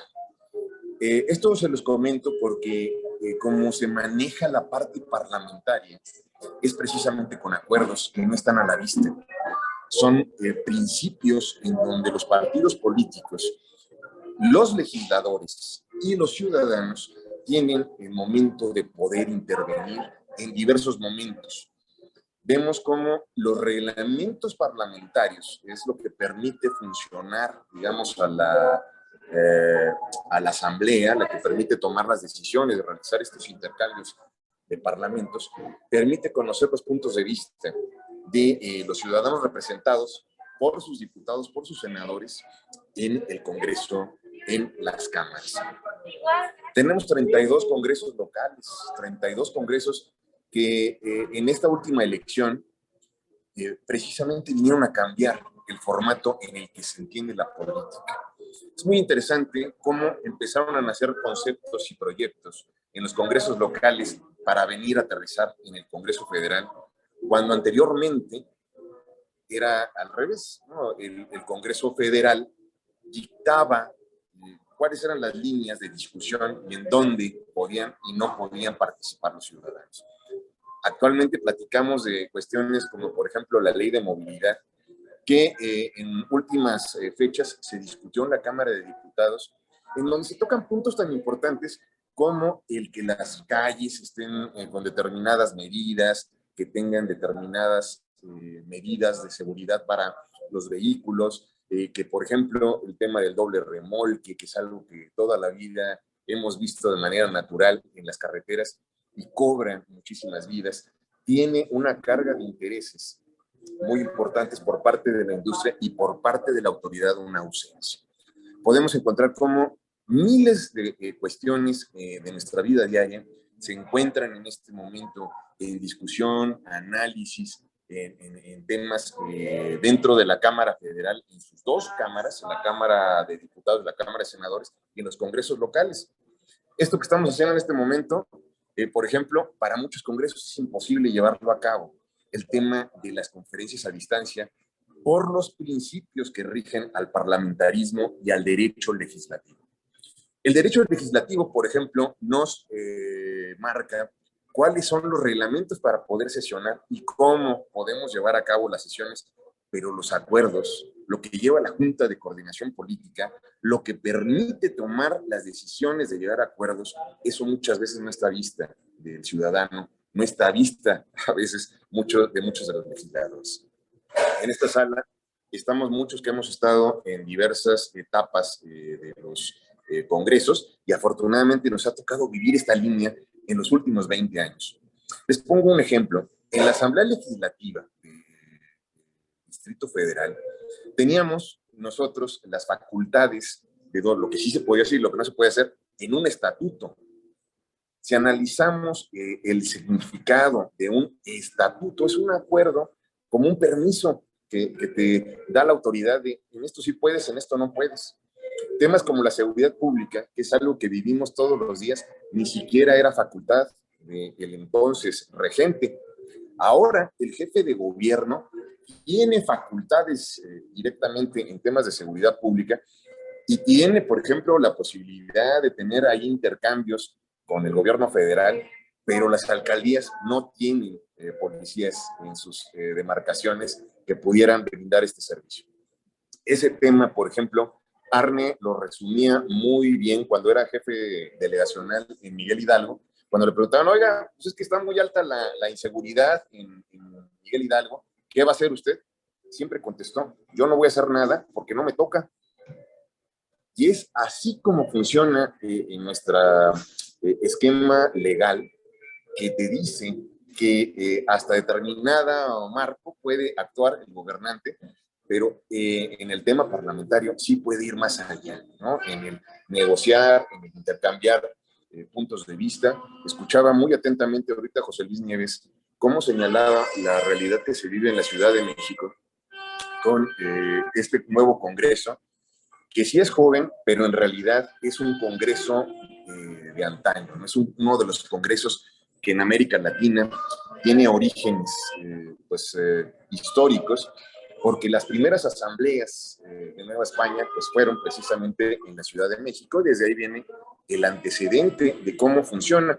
Les puedo decir que, por ejemplo, en la fundación del primer parlamento en América, que fue en Chilpancingo, se dictan las bases de cómo funcionan actualmente los congresos. El sonido de la campana, el pase de lista, la forma en la que se presentan los argumentos, la estructuración de las ponencias para poder presentar iniciativas, puntos de acuerdo, tienen principios antiquísimos. Un tema que es verdaderamente apasionante es cuando uno recurre, por ejemplo, a uno de los instrumentos parlamentarios más interesantes.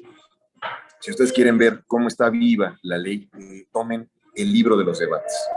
El libro de los debates resume cómo se viven las discusiones en vivo en las asambleas, en los congresos, y podemos ver cómo los seres humanos que llevaron esas discusiones planteaban necesidades muy actuales. Hay una situación que a mí me tocó vivir en particular y que José Luis la va a tener clarísima, que es precisamente la segunda, como jefe de gobierno. La asamblea lo que trata de generar son una infinidad de leyes minúsculas, mal estructuradas, pero votadas por la aplanadora del PRD. No hubo discusión, no había forma de poder participar en estas discusiones. Por ejemplo, a Jacobo le tocó, él era presidente de la Comisión de Ciencia y Tecnología, y Jefatura de Gobierno mandó un proyecto de ley para generar el Instituto de Ciencia y Tecnología de la Ciudad de México. Una ley que en 25 páginas trataba de construir un instituto sin presupuesto, sin documentos, sin nada. Y entonces ese documento se aprobó en la Asamblea Legislativa generando efectos en la realidad. Y tuvimos que buscar como grupo parlamentario participar en la construcción de un instituto verdadero, que tuviera presupuesto, que tuviera facultades, que tuviera representación. Y a la fecha es una de las discusiones que están pendientes y que el Congreso de la Ciudad de México debería de retomar. La creación de un instituto de ciencia y tecnología que realmente genere tecnología en favor de los ciudadanos. ¿Ustedes conocen alguna propuesta de ciencia y tecnología del gobierno en este momento? Yo no la recuerdo, ni la he visto, ni recuerdo, por ejemplo, estar en algún discurso en donde la jefa de gobierno hable de cómo la ciencia va a ayudar a los ciudadanos. Acabamos de pasar una pandemia que, por ejemplo, en mi caso, por poco y me cuesta la vida. La pandemia exigió que hubiera diversos acuerdos para poder utilizar la tecnología en favor del ser humano. Si ustedes revisan la ley vigente, cómo funciona, son simples leyes marco que no toman la solución en sus manos. No hay una institución que en este momento esté realizando actividades de investigación para generar, por ejemplo, soluciones en el tema del agua. En la pasada campaña, en la que yo fui candidato a la alcaldía de Catepec, el municipio más grande de Latinoamérica, uno de los más grandes del mundo, donde el agua es un tema principal, la primera propuesta que pusimos en la mesa fue precisamente crear una universidad que generara soluciones para resolver el problema del agua, de la captación de agua de lluvia, la filtración, el tema de cómo generar presas, cómo generar diversas soluciones, y en esas soluciones no hay banderas, son banderas blancas porque van en favor de los ciudadanos. Y ese es el trabajo que hacen Panistas Organizados, precisamente entender estas ideas, ponerlas en conjunto y podérselas hacer llegar a los legisladores que están representándonos ante las cámaras, ante los congresos locales. En este pequeño esquema que yo puse dentro de la presentación, vemos cómo hasta el año de 1988 los congresos jugaban un papel de simple aprobación automática al servicio absoluto del Ejecutivo, porque eran los congresos priistas, en donde pues apenas empezaba a haber una discusión y una ligera, digamos, intercambio de ideas al interior, porque el PRI no es un partido en el cual se haya formado por un tema social. Es un partido que nace para darle coherencia política al esquema en el que se vivía en esos años. Tenemos que entender que este país nació de una invasión, ¿no? Cuando llegan los españoles y toman por asalto todo lo que era pues Mesoamérica en ese momento. En ese momento, la historia marca que los vencedores acabaron con los aztecas, cosa que es falsa. Debo decirles que desde ese momento existió un intercambio parlamentario que permitió la existencia y crecimiento de este país. Iztapalapa, que es el lugar en donde donde ha hecho carrera mi amigo José Luis Nieves, en donde tuve la fortuna de ser su coordinador de campaña cuando fue candidato al distrito entonces 13 local en Santa María, Aztahuacán. Es una nación indígena cuya estructura ha sido respetada a lo largo de todos los tiempos, porque era precisamente el lugar desde donde se llevó el control de la resistencia cuando Moctezuma estaba precisamente sometido, atrapado por los conquistadores. Desde ahí inicia la rebelión desde el reino de Iztapalapa. Al paso del tiempo, cuando ya encontramos que está Nueva España, todos estos señoríos, todos estos lugares siguieron existiendo. ¿Por qué? Por los principios parlamentarios de conocer cómo podían las autoridades locales poder mantener intercambio de ideas con el nuevo gobierno encabezado por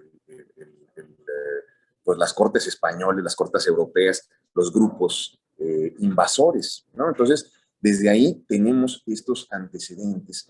Y en el caso del municipio de Ecatepec, que es una zona que en sus orígenes fue una zona que pertenecía al imperio azteca, pertenecía directamente al emperador, a lo largo del tiempo ha tenido un desarrollo en donde se convirtió en nación indígena para poderle dar asilo a todas las naciones, todos los señoríos indígenas dominados, fueron acumulados, digamos, en Ecatepec, y desde entonces tenemos este crecimiento enorme de población y de conformación. Tenemos pueblos originales, tenemos estructuras que son muy interesantes y que dan origen a la política metropolitana.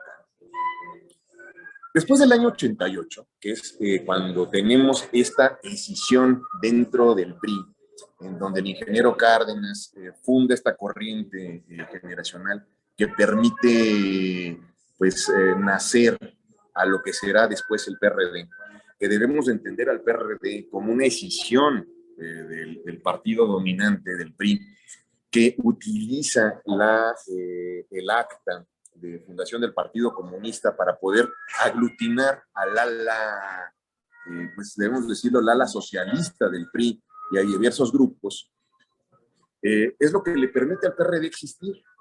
El PAN, desde el año 39, en esta dinámica del Nuevo México, en donde Manuel Gómez Morín logra entender estos principios que requerían de tener un partido que tuviera intercambio de ideas basados en el conocimiento y en el diálogo.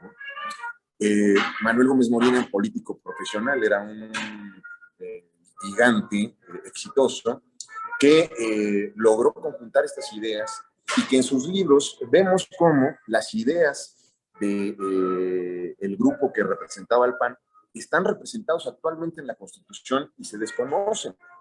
El artículo 3º constitucional, el artículo 27 de la propiedad, el artículo 123 son propuestas de legisladores en la época revolucionaria que estarían dentro de la política humanista y que son propuestas que nacen desde la política social cristiana. Es decir, todo esto que se ha mantenido como una bandera de la izquierda es fácilmente, se puede rebatir fácilmente cuando se demuestra que en las actividades parlamentarias los grupos pues que tenían una visión social cristiana, que tenían una participación basada en el conocimiento, son los que realmente llevan la parte contestataria y la parte de debate, la parte importante de propuesta en este país. Precisamente en las elecciones que vivimos en el año 2000, que llevaron, pues nacen del hartazgo de lo que se vivía con el último gobierno priista de Ernesto Zedillo, vemos que llega al gobierno el PAN, pero las condiciones en las que llegan es sumamente complejas. Es una etapa en la que yo marco que es de debate, pero es un debate que muchas veces nos vimos limitados. Debemos de recordar, por ejemplo, en la estructura política, social y administrativa, cómo se colocaron candados a lo largo de toda la administración para que los panistas no ingresaran a la estructura. Vimos cómo muchos priistas se quedaron en estas posiciones porque era precisamente un momento en el que había transición y había acuerdos, y que en el gobierno de Felipe muchos de esos candados se lograron derribar. Sin embargo, no lograron tener esta fortaleza en el legislativo. Dentro de la presentación que muy atinadamente nos hizo Toño Pacheco, yo fijo una etapa compleja entre la legislatura, la 58, que es en donde yo piso por primera vez una Cámara de Diputados, la Cámara de Diputados, donde pues tenía un parlamentario sólido, donde tenían una fortaleza, por ejemplo, dentro, como coordinador, Felipe Calderón, vemos cómo se sientan bases muy importantes en donde se construye principios importantes que a la fecha siguen rigiendo la parte de debate de los grupos parlamentarios. En la 59 legislatura, que es ahí donde nosotros como generación ya tuvimos una participación importante. Aquí José Luis no me dejará mentir, a nosotros nos veían como unos escuincles que llegábamos a proponer sin tener mayores consecuencias, y sin embargo en la parte parlamentaria quiero reconocerle a José Luis el haber dirigido los trabajos que permitieron generar el actual reglamento de las comisiones de las cámaras federales. Es decir, aquellos trabajos en los que me tocó participar, en los que José Luis era la cabeza del equipo del diputado Jorge Triana, nos permitió generar un reglamento que actualmente permite llevar a cabo las discusiones, y que les debo decir que, por ejemplo, hoy Morena está pasándose estos principios como parte de las discusiones de la reforma eléctrica. Nosotros en aquel primer intento lo que tratábamos es que las comisiones aprovecharan mejor el tiempo y pudieran generar mejores dictámenes, y ahora es algo que les molesta a los legisladores de Morena, porque pues precisamente el reglamento lo que hace es que los dictámenes estén puestos a disposición de los legisladores con tiempo, se puedan socializar, se puedan corregir.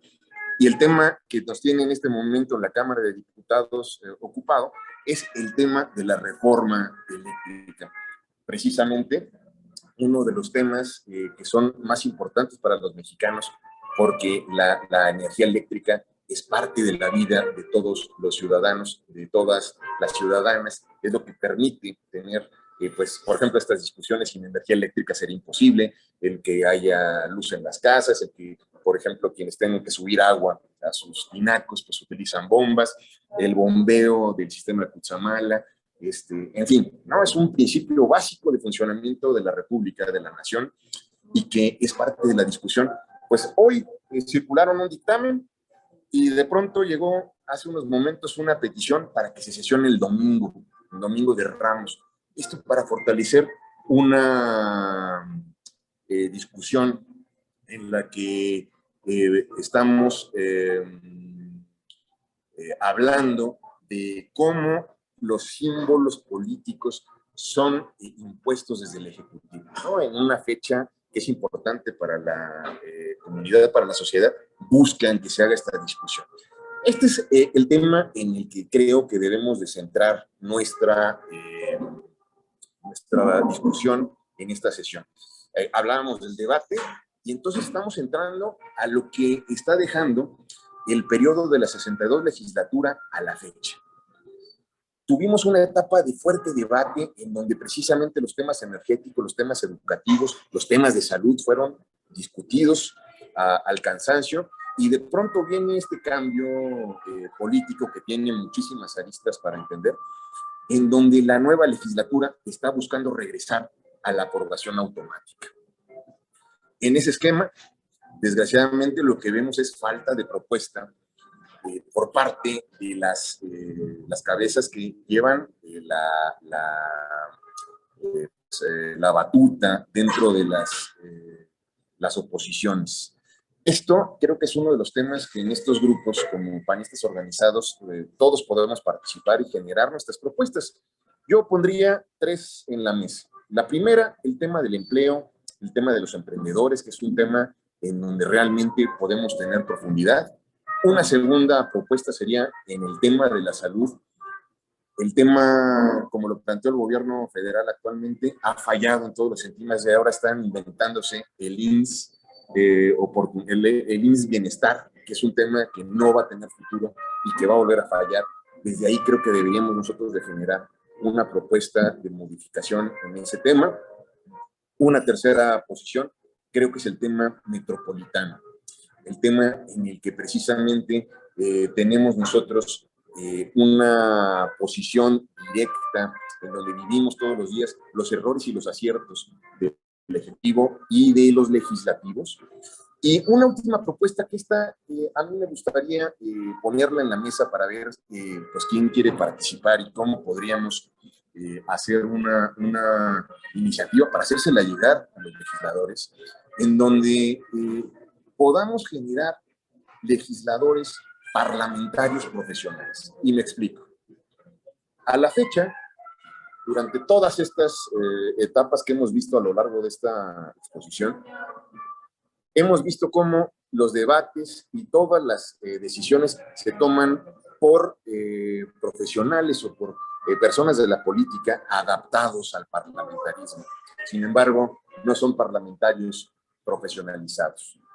Creo que debería existir, como es el caso de Suecia y el caso de algunas naciones escandinavas, en donde existe una universidad parlamentaria, en donde se forman parlamentarios tal como el servicio profesional de carrera, creo que o el servicio diplomático, donde se forman personas que tienen una formación específica para poder participar en política exterior o participar en actividades específicas. Así debería de ser esta propuesta, tanto en los congresos locales como en las cámaras del Congreso Federal. Poder formar parlamentarios profesionales. Y en el caso de nosotros, desde este espacio, en el cual pues podemos nosotros también hacer llegar nuestras propuestas, construir proyectos de intercambio de ideas. No basta señalar los errores, no basta. Ese ha sido un grave error a lo largo de la historia, señalar los errores sin propuesta. Necesitamos generar un contrapeso y el contrapeso se genera desde la propuesta. Para cerrar esta participación, quisiera decirles también que en el tema de las estructuras que participan en la discusión dentro de las cámaras, falta que los ciudadanos tengan mayor intercambio. Hemos visto cómo últimas fechas se ha presentado lo que se llama Parlamento Abierto, que es colocar a muchos ciudadanos interesados en el tema para que hablen de esto, Y la estrategia que se sigue para tomar decisiones políticas es que sean muy largos y cansados. Debemos de participar en todos los espacios en los que nos den, pero también debemos generar espacios como estos. Entonces, queridos amigos, queridas amigas, en la conclusión de esta intervención es el tema parlamentario es muy importante para los ciudadanos como para dejárselo a los políticos. No dejemos de participar, no dejemos de presentar propuestas y en lo particular yo me pongo a sus órdenes, aquí en la presentación vienen los contactos para que todas sus propuestas que quieran que sean escuchadas en los congresos, las podamos estructurar y yo me comprometo a hacerlas llegar a los legisladores para poderlas discutir. Hay un tema también en particular que a mí me interesa mucho, que es el tema de la educación financiera. Es un tema que está dentro de nuestro rango poder tomar decisiones, podernos capacitar.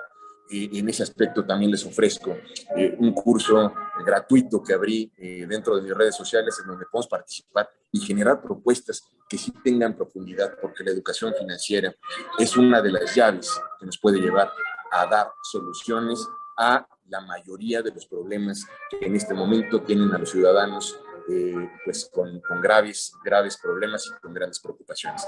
Hasta aquí sería mi participación. Muchas gracias por escucharme. Estoy a sus órdenes.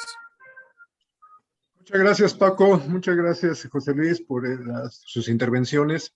Definitivamente es un tema que nos podría llevar más tiempo. Creo que el tiempo programado ha sido rebasado. Sin embargo, ha sido muy nutrida en cuanto a la reflexión, la información recibida y también en cuanto a las propuestas, ¿no? Porque también, como bien dices, Paco, el asunto no es nada más en una reflexión de Acción Nacional, no es nada más señalar aciertos y errores, sino también qué sigue, ¿no? Vamos a generar propuestas y en ese sentido también quiero reconocer y darle en su momento la bienvenida y agradecimiento que nos acompañe Shaila Camarillo, que es la secretaria de formación de nuestro Instituto Político aquí en la Ciudad de México y que definitivamente seguramente habrá tomado nota de estas propuestas y que pues tanto panistas organizados como José Luis, como Paco, como su servidor,